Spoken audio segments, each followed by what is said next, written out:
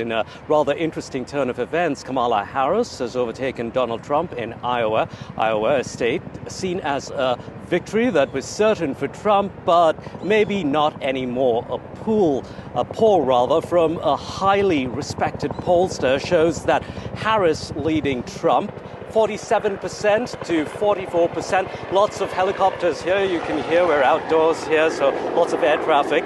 But going back to that story, 47% to 44% among likely voters in Iowa. There, a sudden surprise there for Harris, putting her in the lead. We're now going live to Times Square, where our New York bureau chief, Natasha Israni, is standing by. Natasha, tell us more about this Iowa poll.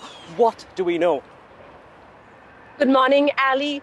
Yes, this news over the weekend has really overshadowed a lot else. Now, so much focus has been on the 7 swing states.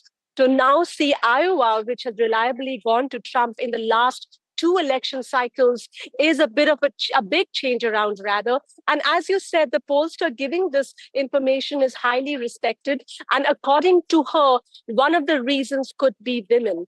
And the fact that Roe versus Wade was overturned and more women are showing out in large numbers because this is a huge issue for many of them, the right to their own bodies and the right to have an abortion.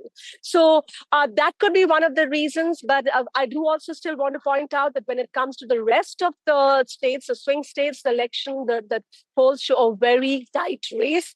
So by no means is this any clear indicator of what's going to happen come election day. But it certainly has been a big surprise, given that Trump and Harris were not really even campaigning that much in Iowa.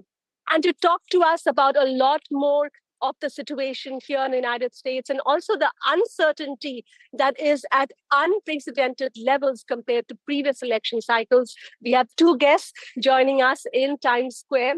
We have Jamie Metzl. He's a geopolitical analyst, also a technology futurist, and the author of Super Convergence amidst other books. And we have Anu Gupta. He's a human rights lawyer. He's worked a lot on breaking bias, and that's also the name of his book, Breaking Bias. I wanted to start by asking both of you, as a reporter, I have to say this is the 5th US presidential elections I'm covering, but I've never felt a sense of fear, even the threats to the media that we see. And I want to just get a sense from both of you on where do you think this level of fear amongst voters, and also the polls are showing a large number of percentage of Americans are scared about what happens after election day. Why is that, David? Well, we're seeing a level of toxicity in our electoral process that we haven't seen maybe since the Civil War or at the end of Reconstruction. And the reason for that is an increasing tribalism in our political system. And we have one candidate, Donald Trump, who has his followers attacked the capital of our country. He's calling the media the enemy of the people. He's whipping his followers into a frenzy in a really dangerous way. And we need to have the messaging that we are all one country and one people. We're all in the same boat. And if we attack each other, our boat is going to sink. So I think certainly Anu and I are feeling heart palpitations about where things are heading. Anu, what do you think? Bias is really central to what's happening, and it's particularly up from so basically, they want to believe that they weren't. But the media has done, I think, amplified that. And people are, as a result, being manipulated.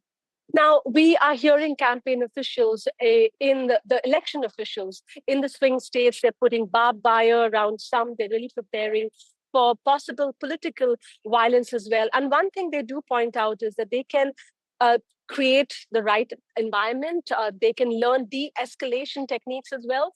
But what they are concerned about is what the Trump campaign might or might not say on election day. How big is that a factor? And the threats to Trump actually have come also from what he says is the Democratic side, and he's also survived an assassination attempt. So is this both ways? I think it's both ways.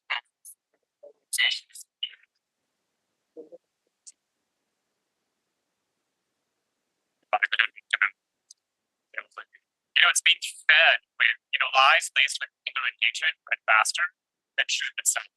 That's what's been happening right now. That's what's to manipulate public to make lawsuits of these. Jamie, what is it? So we have a fantastic electoral.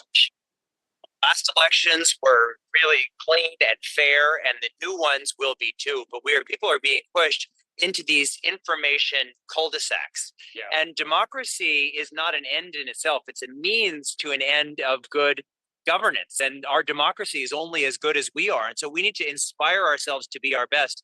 And certainly we have people who are trying to push people to be our worst with fake claims that by their own private assertions, they don't even believe. And that's really dangerous. Democracy belongs to the people, but the American people need to fight for our democracy or we're going to lose it. And that is largely what this election is about. Talking about democracy, America is well known as being the oldest democracy in the world, and it is still, a global leader on geopolitics. Now, when outsiders look at America and see this uncertainty, then questions are raised about American democracy. Do you think that's over-exaggerated, or do you think, come what may, no matter what wins, democracy is still going to survive and be robust in this country?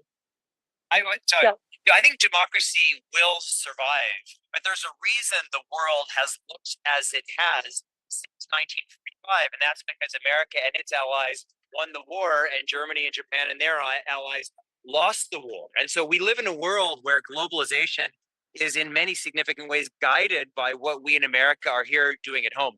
If we lose faith in ourselves, in our values, in our way of life, in the system that we've helped spread around the world has benefited everybody, including everybody in India, that's going to be a real danger. And if Donald Trump comes in and strikes a deal and surrenders to Putin like he surrendered to the Taliban, if the message is that America is divided and weak, we're going to see a lot of conflicts around the world. So analysts will say that sometimes what Trump says on the campaign is very different from what he does when he's in the White House. What do you say to that, Anu?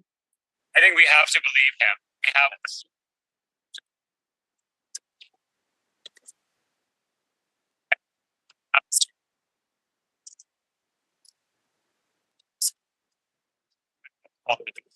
like you said, we have to bring people together. We have to understand one another beyond our differences because we all belong in this country, and that's what's really at stake.